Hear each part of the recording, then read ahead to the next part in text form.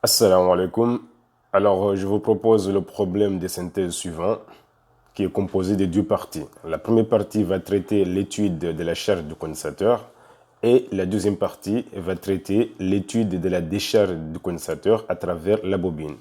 Alors, vous trouverez dans la barre de description le lien de téléchargement de la version numérique de ce problème.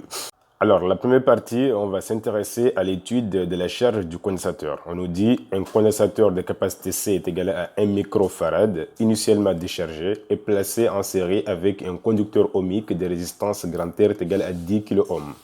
Un interrupteur K a un générateur G de résistance négligeable qui maintient entre ses bornes une tension constante U0 est égale à 5 volts. Alors, la première question demandée ici, établir l'équation différentielle vérifiée par la tension UAB. Alors, pour ce faire, on va reprendre le chemin en représentant les tensions aux bornes du condensateur, aux bornes de la résistance R ainsi qu'aux bornes du générateur. Et de là, on va appliquer la loi des mètres, c'est-à-dire la tension UR plus la tension UAB est égale à ici à U0, c'est-à-dire la tension aux bornes du générateur. De là, donc, on trouve, après l'application de la loi des mètres, on trouve ici UAB plus UR est égal à ici à U0. Avec UR est égal à RC dérivé de UAB par rapport au temps. Et de là, maintenant, vous pouvez aboutir à l'équation différentielle demandée. Alors, la question suivante ici, on nous demande de vérifier que UAB est égal à ici à U0 facteur de 1 moins exponentielle dt sur taux et solution de l'équation différentielle et déterminer l'expression des taux et calculer sa valeur numérique, qui est ici la constante du temps. Alors, pour ce faire, on va reprendre d'abord l'équation différentielle, on est d'accord. Maintenant, on va dériver tout d'abord la dérivée de U par rapport au temps. On sait que UAB est égal à U0 facteur de 1 moins exponentielle dt sur taux. Maintenant, après avoir dérivé, donc, vous trouverez donc l'expression suivante. Maintenant, ici, on va remplacer UAB par son expression et dériver de UAB par rapport au temps par son expression. Maintenant, et là, on peut aboutir à l'équation suivante. Maintenant, on développe et puis on simplifie par U0. Et après simplification, donc, on peut aboutir à l'équation suivante. Et à partir de là, on peut aussi factoriser par U0 exponentielle de moins t sur taux. Et en factorisant par U0 exponentielle de moins t sur taux, vous pouvez aboutir à l'équation suivante. Et là, on sait que U0 exponentielle de moins t sur taux est différent de 0. Alors, ça sera moins 1 plus RC multiplié par 1 sur taux qui sera égal à 0. Et à partir de cette équation, vous pouvez maintenant tirer taux qui est égal à ici à R fois C. Et là, vous pouvez faire maintenant donc son application numérique. Et après calcul, on trouve une valeur de 10 fois 10 puissance moins 2 secondes. Alors, la question suivante ici, on nous demande de calculer l'instant T au bout duquel la tension aux bornes de la résistance grand R soit 25% de la tension aux bornes du générateur. Alors, pour ce faire, on va tout d'abord déterminer l'expression de la tension aux bornes de la résistance R. Donc ici, UR est égal à R fois I. D'accord? Or, on sait que I est égal à C dérivé de UAB par rapport au temps. On connaît l'expression de la tension UAB qui est égale ici à U0 facteur de 1 moins exponentielle de moins t sur taux. D'accord? On va dériver cette expression par rapport au temps. Mais après avoir dérivé, donc ici on trouve U0 fois 1 sur taux multiplié par exponentielle de moins t sur taux.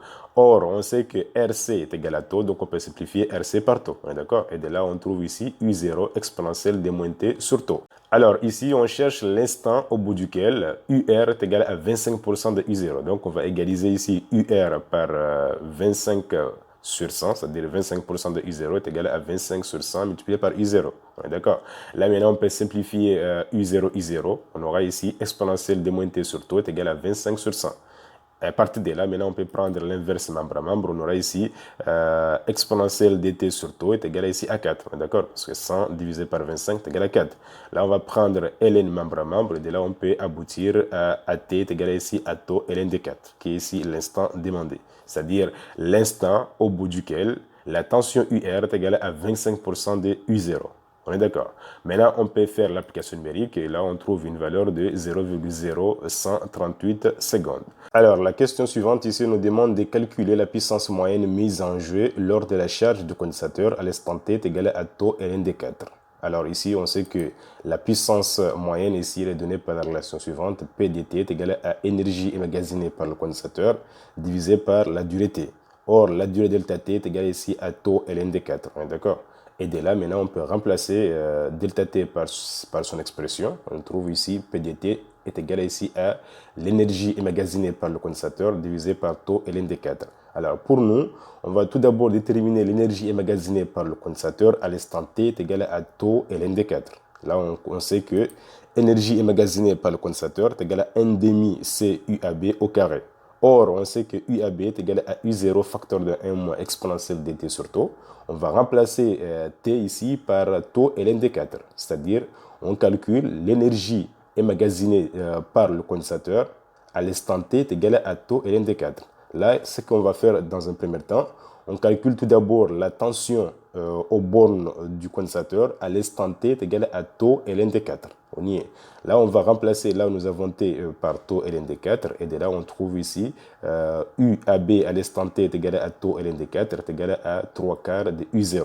Maintenant, connaissant la tension UAB à l'instant T est égale à taux ln de 4, on peut maintenant déduire ici l'énergie emmagasinée par le condensateur à l'instant T est égale à taux ln de 4. Et là, on trouve après calcul l'expression suivante, c'est-à-dire 9 sur 32, c'est U0 au carré. Alors, connaissant l'énergie emmagasinée par le condensateur à l'instant T est égal à taux ln de 4, on peut maintenant donc déduire l'expression de la puissance moyenne mise en jeu lors de la charge à l'instant T est égal à taux ln de 4. Et là, on trouve P de T est égal à taux ln de 4 est égal ici à 9 C U0 au carré sur 32 taux ln de 4. On y est.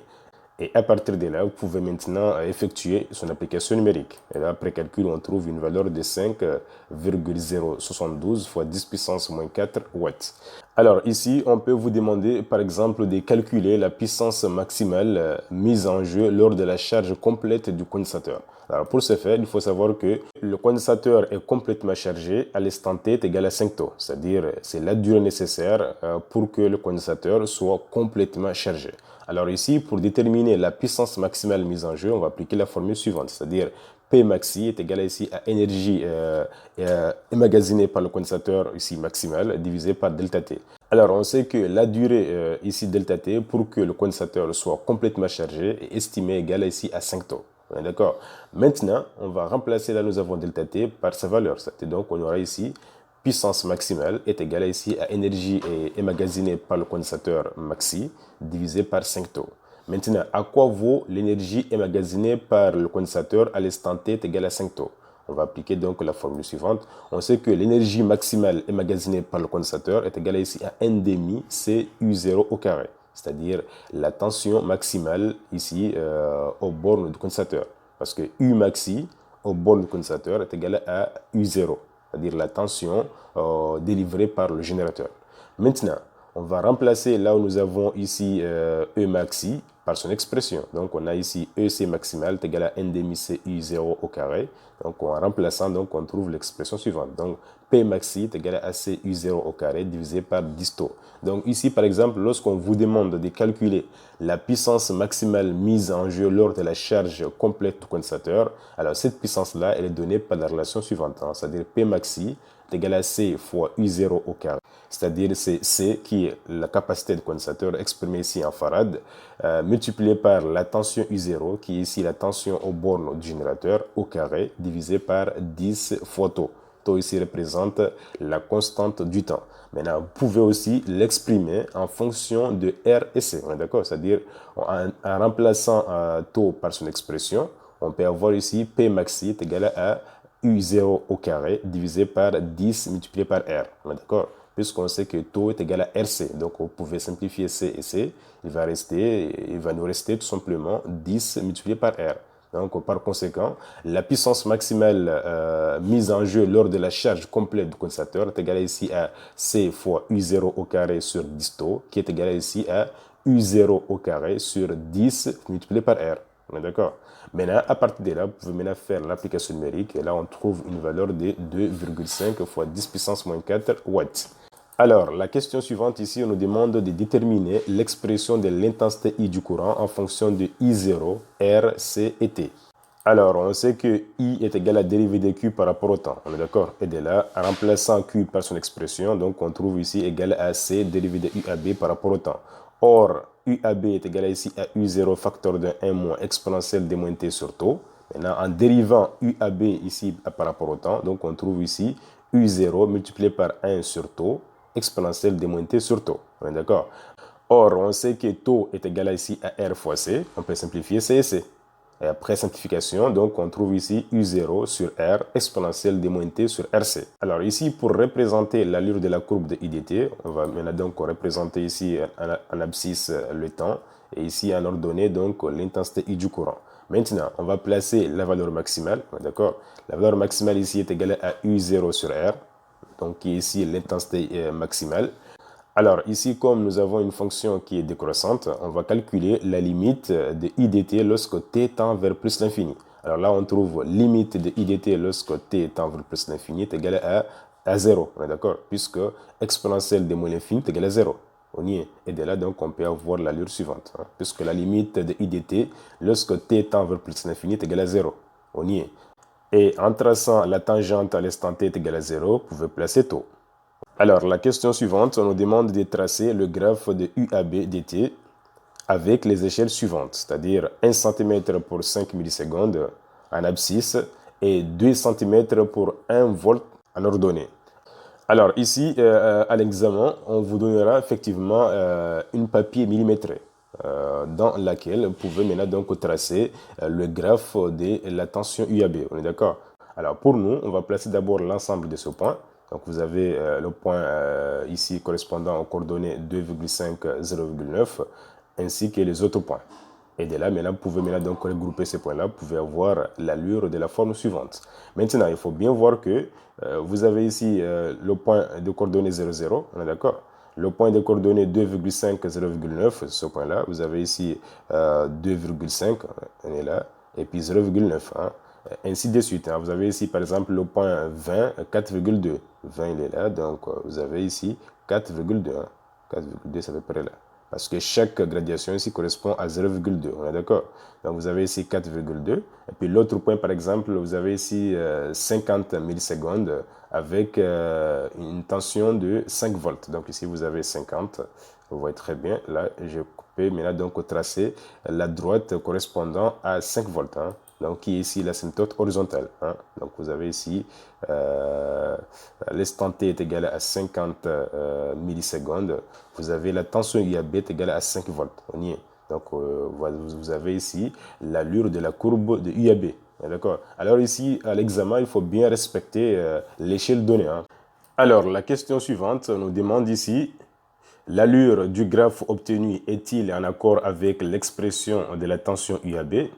Alors, pour ce faire, il faut savoir ici que l'allure de la courbe que nous avons ici représente l'allure d'une courbe exponentielle. Donc, ce graphe est en accord avec l'expression de la tension UAB. D'accord? Comme à l'instant t est égal à 0, UAB égale à 0.